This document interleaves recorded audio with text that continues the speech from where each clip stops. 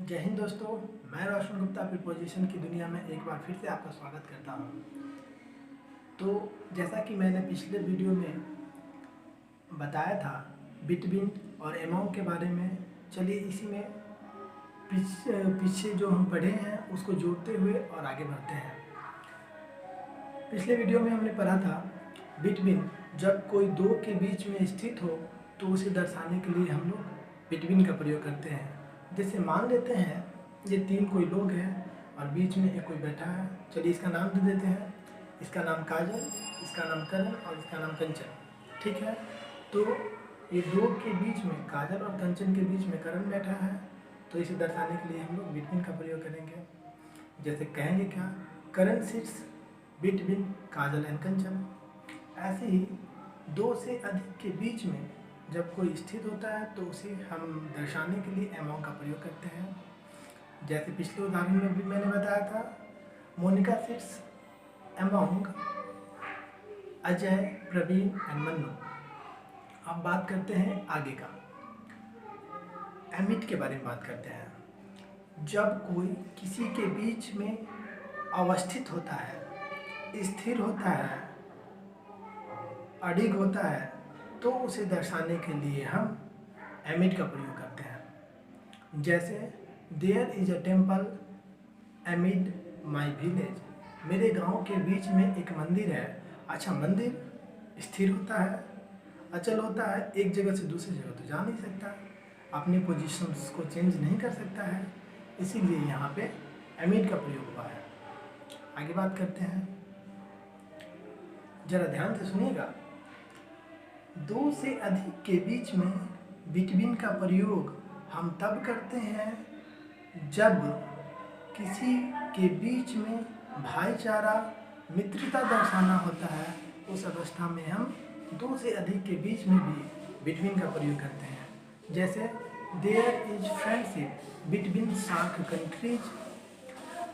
SAARC country एक संगठन है दक्षिण एशियाई राष्ट्रों का। इसका पूरा नाम है the south Asian association for regional cooperation. इसकी स्थापना 1985 ईस्वी में हुई थी और इसमें कुल 8 देश सम्मिलित है। तो दो से अधिक देश है इसमें, लेकिन यहाँ पर मित्रता दर्शाना था, भाईचारा दर्शाना था, इसलिए बिटवीन के साथ भी यहाँ पे दो से अधिक होने के बावजूद यहाँ पर बिटवीन का प्रयोग हुआ है।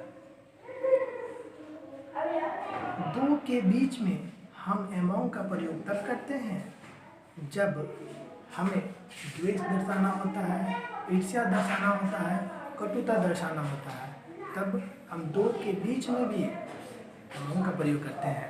जैसे there is enmity among India and Pakistan. चलिए आगे बढ़ते हैं और बात करते हैं अमोंगस्ट का और एमिस्ट का। अमोंग में एस टी जोड़ देने से अमोंगस्ट हो जाता है और एमिड में एस टी जोड़ देने से एमिस्ट हो जाता है। अब जरा ध्यान दीजिएगा, बहुत सारे एग्जामिनेशन में पूछा गया है। जहाँ जहाँ अमोंग का प्रयोग किया जाता है वहीं अमोंगस्ट का प्रयोग किया जाता है।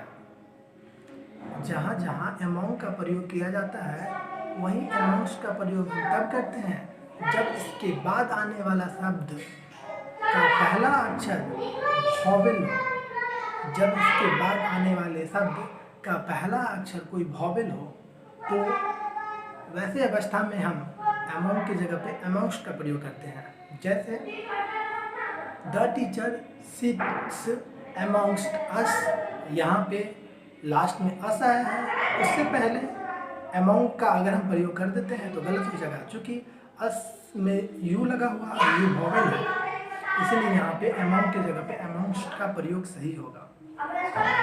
आगे बात करते हैं एमिस्ट का। जहाँ जहाँ एमिट का प्रयोग होता है वहीं एमिस्ट का प्रयोग हम तब करते हैं जब इसके बाद आने वाला शब्द का प्रथम अक्षर कोई वॉवेल लेटर हो। जैसे there is a temple amidst our village. हमारे गांव के बीच में एक मंदिर है। यहाँ पे आवर आया है, आवर, और आवर में पहला अक्षर ओ है और ओ वॉवेल है, इसीलिए यहाँ पे हम एमिस्ट का प्रयोग किए हैं। अगर एमिट का प्रयोग कर देते हैं तो वो गलत माना जाता।